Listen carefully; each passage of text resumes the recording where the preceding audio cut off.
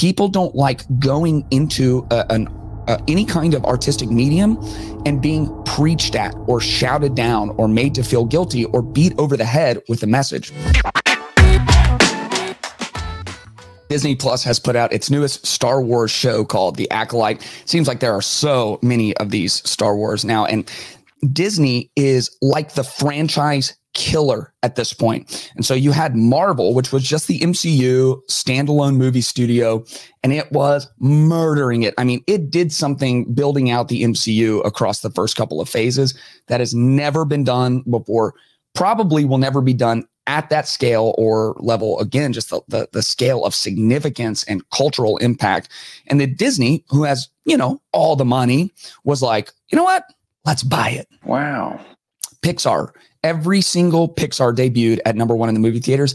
Every movie they put out from like their first 10 or 15 years, every single one of them.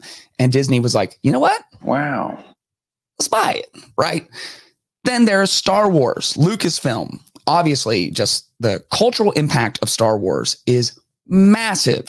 And pretty soon, Disney was like, wow, let's buy it, right? And so it's gobbled up these storied marquee franchises, and slowly but surely, it has murdered all of them. So Pixar, it's like #1 hit, #1 hit, #1 hit, #1 hit. And then the Disney influence over time, and I know Disney and Pixar, their connection was much earlier than these other ones, but the more it has become Disney saturated, the more it has led to its ruin. Star Wars, the last 3 that came out, the big movies, I mean, just tanked by critics, disappointed Star Wars fans. And then they go to the Disney Plus side and they're like, let's do 14,000 of these shows. And it's just too much. The Mandalorian was great and everybody was into it. And then it was just like 40 shows later, nobody can keep up. They're dull and they're dry. Now we have the newest, which is The Acolyte. The MCU, the same thing. It's like, let's do so many Marvel Disney Plus shows and nobody can keep up. On top of that, the messaging has become so overbearing and so direct. And by the messaging, I mean the message, like the culturally curated, politically correct messaging that is expected. And Disney has come out and said, we're not doing that anymore. But then a show like The Acolyte comes out and it's very obvious.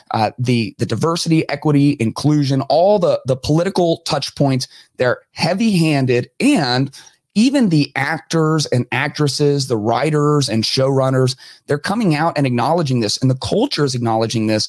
And it's not like they're apologizing for it. They're embracing it. Here's a couple of interviews that have gone viral over this last week. I want to ask you both, because this is, I would say, arguably the gayest Star Wars by a considerable margin. And are you excited about that? Are you not embracing yourself? Star Wars. Not the It's pretty gay, let's be honest.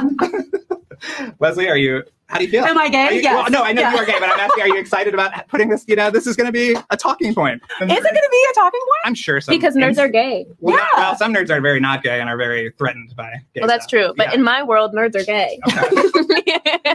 Was this the fun element of? No, I don't think so. And yet people have told me that it's the gayest Star Wars, and I'm frankly You're offended? into it. No. I think that Star Wars is so gay already. Okay. I mean, have you seen the fits? We'd be like, look how gay this is, and then send each other a reference. And are you telling me with a straight face that C-3PO is straight? They're a couple. That's what I think. But this is more outward. I think it's canon that R2-D2 is a lesbian. Oh, Ooh. interesting. Yeah. Huh. Ask Filoni. Okay. So just to put it out there, I think part of the narrative that's coming out after The Acolyte received the 91% critic score and 28% audience score, which is kind of the kiss of death. Anytime you have a super high critic score and a super low audience score, what you know is that they're nailing it on the messaging, but they are not bringing the audiences along on the journey. And people do not want to be beat over the head with ideology in their cinematic experiences. They just don't. So that kiss of death, 91%, 28. Now the defenders are coming out and saying, oh, all of these, far right and conservative Christians and Star Wars, beta males and this, that, and the other, they're just making all of this up. But we're not, right? Because this isn't us saying this. This is the director just acknowledging this. Yeah, like I'm into this. This is what I did. This reflects my ideology. I am imbuing this series with my ideology. There was also a clip of the star actress on the show. She went on The Daily Show with Trevor Noah, and this is how that went. When people watch The Hate U Give, what do you want them to walk away with? Because I know everyone has a slightly different feeling. Well, I mean, white people crying actually was the goal. It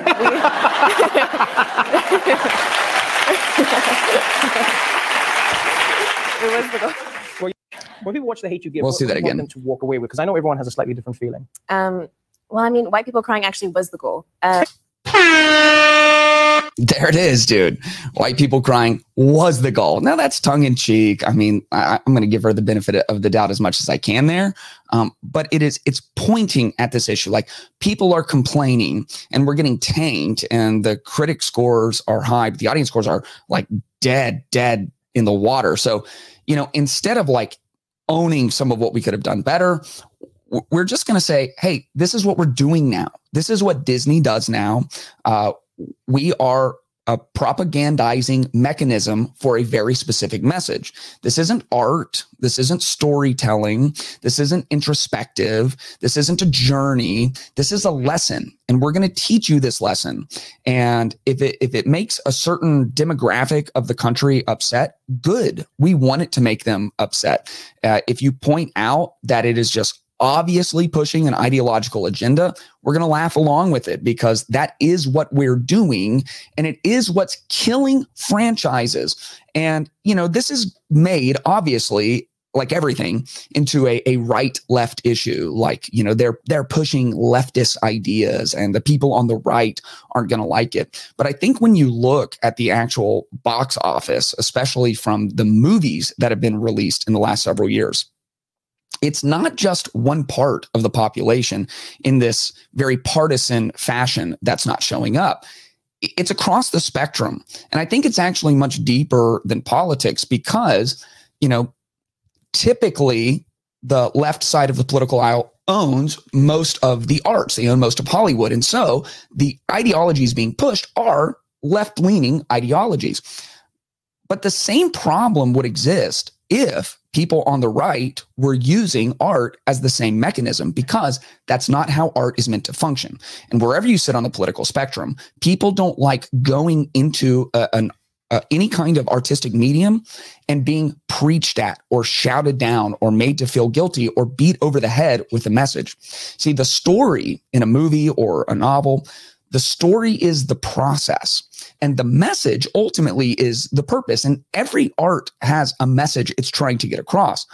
But you invert those two things at your own peril. Disney has inverted those, and they've killed Pixar, and they've killed Marvel, and they've killed Star Wars. And I realize there's still, franchises that exist, but they're not profitable franchises anymore, and they are a shell of what they once were.